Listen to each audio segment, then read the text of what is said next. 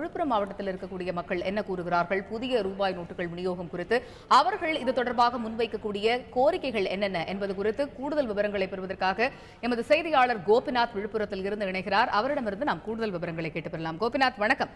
விழுப்புரம் மாவட்டத்தில் நீங்க எந்த பகுதியில் இருக்கிறீர்கள்? அந்த பகுதியில் இருக்கக்கூடிய மக்கள் புதிய ரூபாய் நோட்டுகளை பெற்றுவிட்டார்களா? இது தொடர்பாக அவர்கள் முன்வைக்கக்கூடிய கோரிக்கைகள் என்ன? விழுப்புரம் மாவட்டத்தை பொறுத்த வரைக்கும் 487 வங்கி கிளைகளில் காலை முதலே பணப்பட்டுவாட தொடங்கியிருக்கு.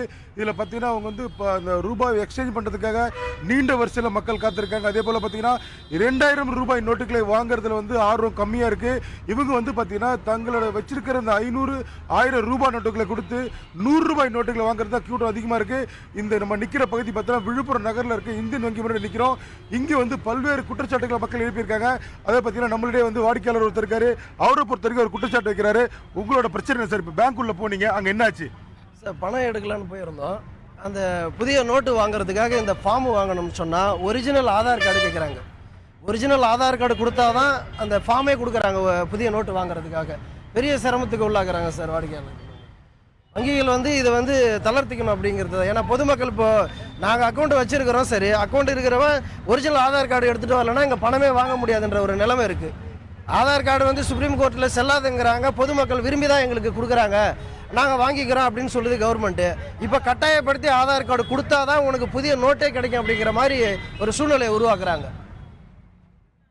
இவரை பொறுத்தவரைக்கும் பார்த்தீங்கன்னா கட்டாயமாக ஆதார் கார்டு வேணுன்றாங்க. ஏற்கனவே மத்திய அரசு அதை ஏற்கனவே தெரிவிச்சிருக்காங்க. பட் ஆனால் இவங்க பெரும்பாலான விழுப்புரம் பகுதியில் இருக்கிறவங்க ஆதார் அட்டை ஜெராக்ஸோ பார்த்தீங்கன்னா அதுக்கு பேன் கார்டு ஜெராக்ஸ் மட்டும் தான் எடுத்துகிட்டு வந்திருக்காங்க.